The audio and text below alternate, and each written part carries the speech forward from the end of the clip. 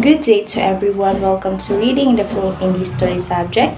I am Diane Rose Rubin, and today we are going to discuss about the chapter 4, 4.5, which is post-war interventions toward agrarian reform and agrarian reform efforts under Marcos.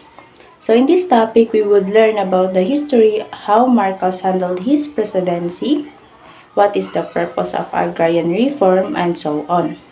And before we start to our topic, let's first get to know who Marcos is.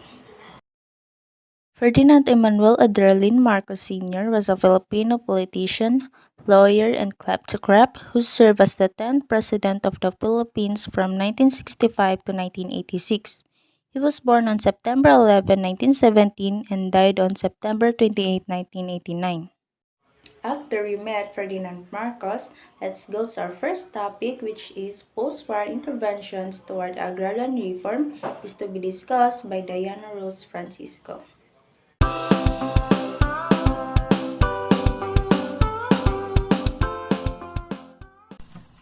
Good day to each and everyone. I am Diana Rose Francisco, and my topic for today is about post-war intervention toward agrarian reform during the different administration of the following president. Our first president in line is President Manuel A. Rojas. During his administration, rehabilitation and rebuilding after the war focused on providing solution to the problem of the past.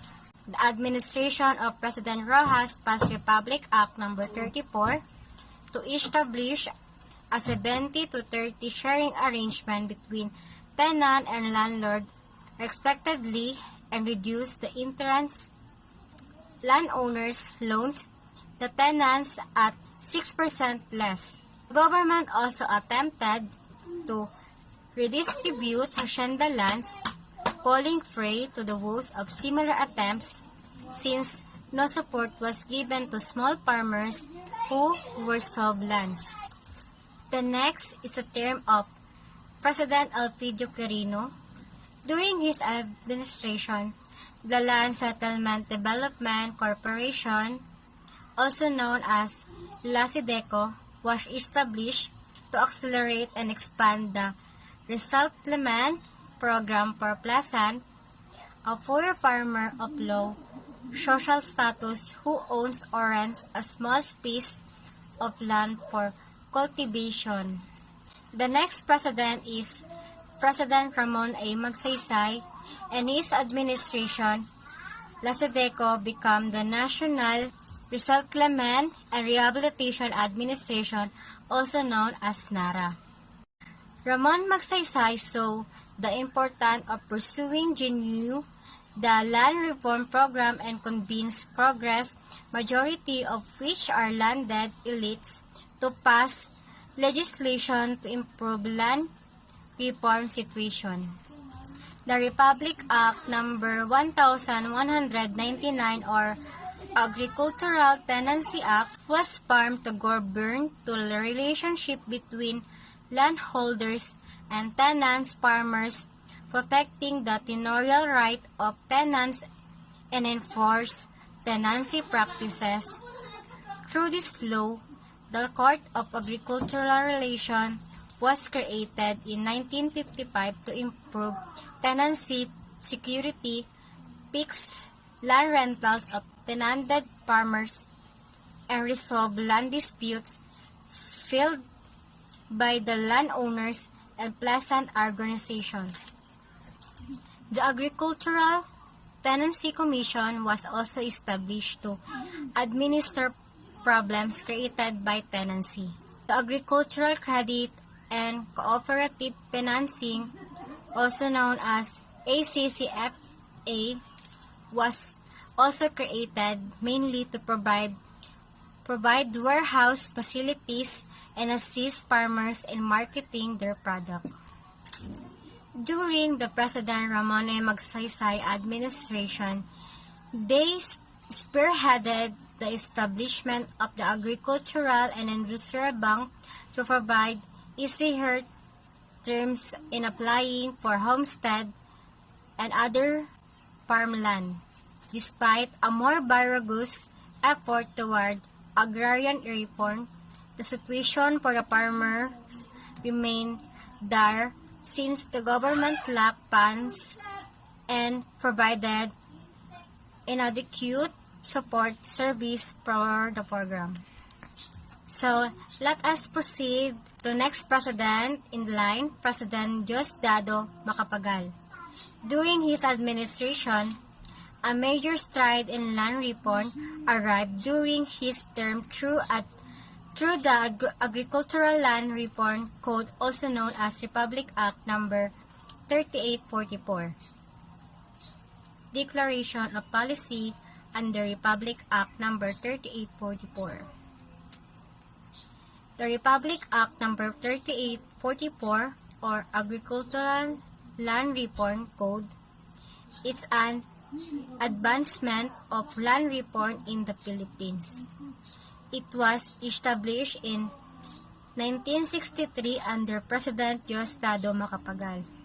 So, when we say land reform, it is abolishing tenancy and establishing a leasing-hold system in which farmer will pay fixed rentals to landlords rather than the percentage of harvest. That's all for today. Thank you for watching.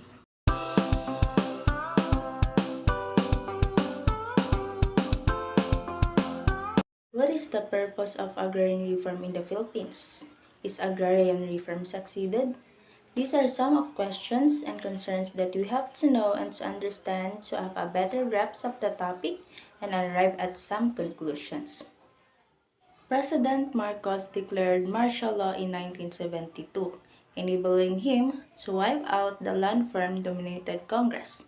Under the philosophy and approaches we have adopted since the beginning, means first, and the conversion of sharecropping from leasehold to ownership. And through his technocrats, he was able to expand executive power to start a fundamental restructuring of a government. Presidential Decree Number 27 or the Code of Agrarian Reform of the Philippines became the core of agrarian reform during Marcos' reign. The Presidential Decree Number 27 was October 21, 1972, and this is the time where it should apply to the tenant farmers of private agricultural lands, primarily devoted to rice and corn under the system of sharecrop or lease tenancy.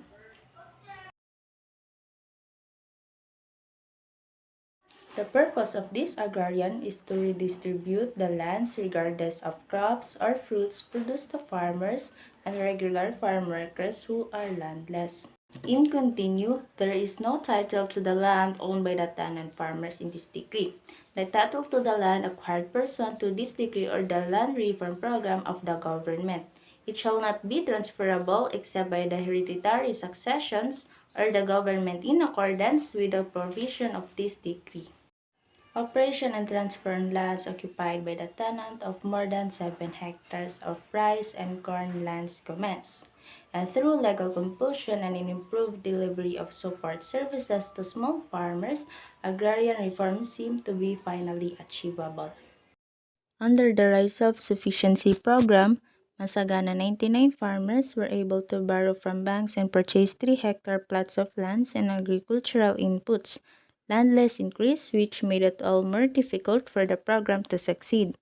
Many other methods were employed by the elite to find a way to maintain their power and dominance, which were worsened by the corruption of Marcos and his cronies who were also involved in the agricultural sector. Ang results na nagpapakita ng komprehensibong agrarian reform program sa Pilipinas ay may positibong epekto para sa buhay ng mga magsasaka. It leads to higher income at nababawasan ito ang insidente ng kahirapan. Ang agrarian reform sa Pilipinas ay nagsusulba ng daan-daang problema dahil sa kawalan ng lupa. Ang muling pamamahagi ng lupa ay hindi sapat upang mapalaya sa kahirapan ng mga magsasaka. Gayunpaman, importante itong programang ito para sa mga magsasaka at sa atin. Dahil kahit papano maibabalik sa mga magsasaka ang dapat para sa kanila. Yun lamang po at maraming salamat. I hope you understand and gain some knowledge about our topic. And you have questions and concerns regardless to our topic, you can comment down so that we can answer it. Thank you.